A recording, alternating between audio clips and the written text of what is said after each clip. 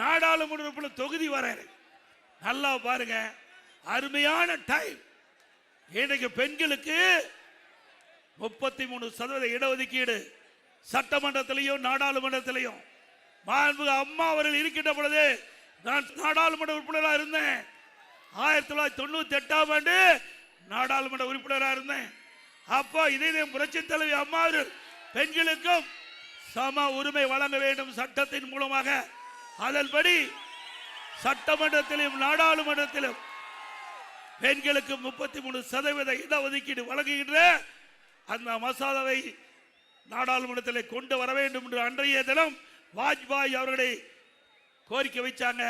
மாண்புமிகு பாரத பிரதமர், அன்றைய தினம் இருந்த பாரத பிரதமர் வாஜ்பாய் அவர்கள் அம்மாவுடைய கோரிக்கை ஏற்று அப்போ இங்க தம்பித்துறை தான் எம்பி, மரியாதைக்குரிய தம்பித்துறை அண்ணன் அவர்கள் எம்பியா இருந்து சட்டத்துறை அமைச்சராக இருந்தார். அப்படி சட்டத்துறை அமைச்சர் இந்த இடஒதுக்கீடு மசோதாவை சட்டமன்றத்தில் நாடாளுமன்றத்தில் அறிமுகம் செய்கின்ற பொழுது முலாயம் சிங் யாதவ் கட்சி சேர்ந்த எம்பி அந்த மசோதாவை பிடுங்கி கிழித்தெறிந்துட்டார். ஆக அன்றைய தினமே அதிமுக கட்சி பெண்களுக்கு 33% இடஒதுக்கீடு நாடாளுமன்றத்தில் சட்டமன்றத்தில் கிடைப்பதற்காக முயற்சி செய்த கட்சி அதிமுக கட்சி.